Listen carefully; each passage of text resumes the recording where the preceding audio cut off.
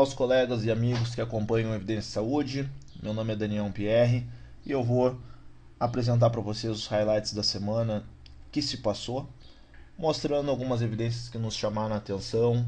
Esse é um formato bem breve de 4 ou 5 estudos que são apresentados em 5 minutos aproximadamente, e depois, se vocês quiserem aprofundar, podem usar a nossa página no Facebook ou o fórum do site Evidência Saúde e a gente pode discutir.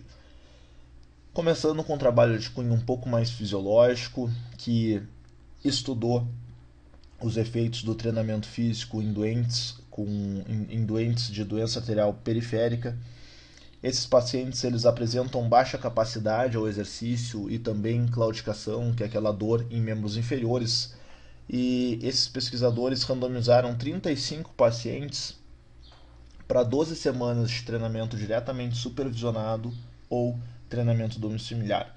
Como se espera, o treinamento após 12 semanas aumentou o consumo de oxigênio, mas o fato interessante aqui é que a quantidade de células endoteliais aumentou de forma muito rápida.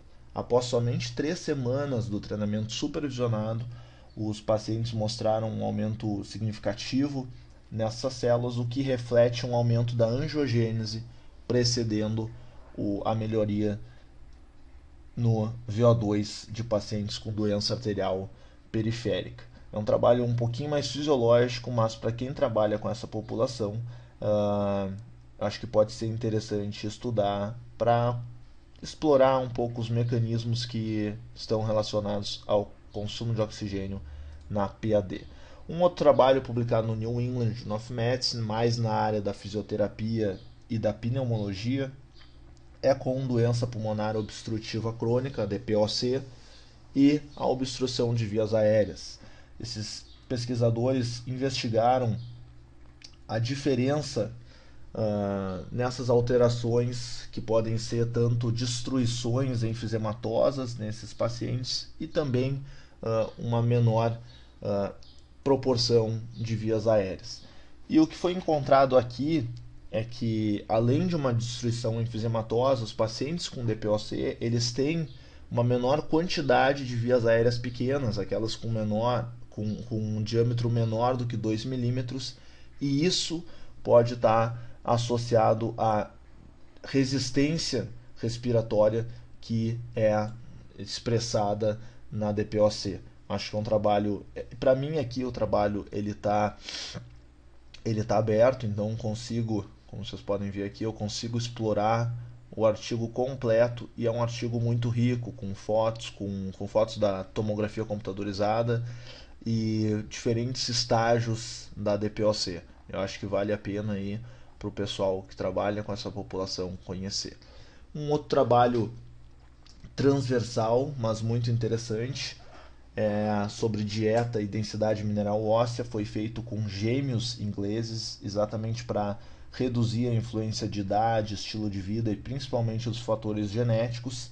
Esse trabalho foi feito com mais de 2.000 mulheres pós-menopáusicas e mostra uma associação negativa entre a densidade mineral óssea da coluna e um padrão ocidental de dieta. Então, quanto maior o padrão ocidental dessa junk food, assim, de uma dieta ocidental, menor a densidade mineral óssea da coluna. E uma associação também interessante é a da densidade mineral óssea e do consumo de vinho. Aí uma associação positiva, quanto maior um, maior o outro. Então, apesar de ser um estudo transversal, a gente tem que ter alguns cuidados para interpretar isso. Acho que vale a pena ser conhecido. É um trabalho que está quentinho também, bem recente. Um trabalho para o pessoal da fisioterapia e da educação física é um estudo randomizado comparando yoga, treinamento de flexibilidade, de alongamento, né, e um grupo controle para dor lombar crônica. Esse estudo foi realizado em mais de 200 pessoas, então achei interessante, e é um trabalho que avaliou essas intervenções até 26 semanas após após o início do estudo. O que se observa, então, nesses aproximadamente 6 meses, é que a yoga e o treinamento de alongamento, né, a yoga e o alongamento, eles foram superiores a um grupo controle para reduzir a dor lombar crônica. Isso se estendeu até a 26ª semana do estudo. Aqui eu chamo a atenção que a yoga foi tida como a intervenção principal aqui nesse trabalho, mas não mostrou um efeito superior ao do treinamento.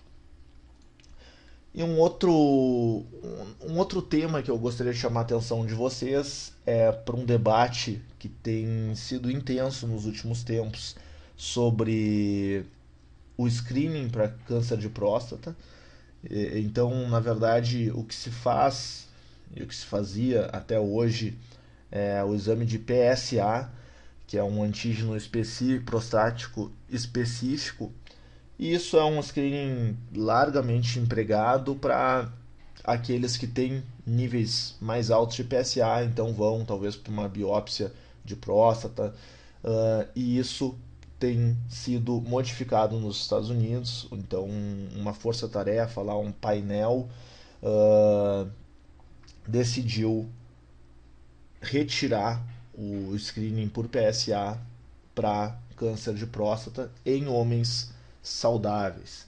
Isso ocorreu muito por causa de efeitos adversos que podem vir, por exemplo, de uma biópsia de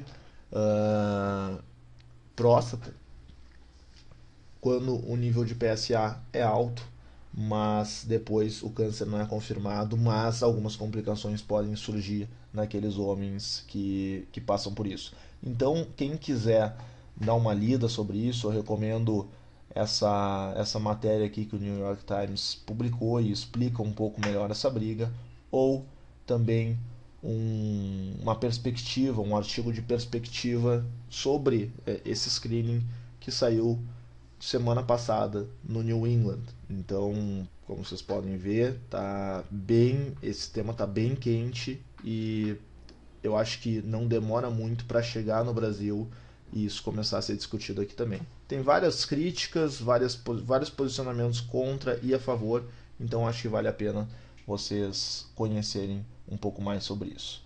Um grande abraço a todos, uma bela semana. Essa semana é um pouquinho mais curta, tem um feriado no meio, e que seja muito produtiva a todos os colegas. Um grande abraço e até a próxima.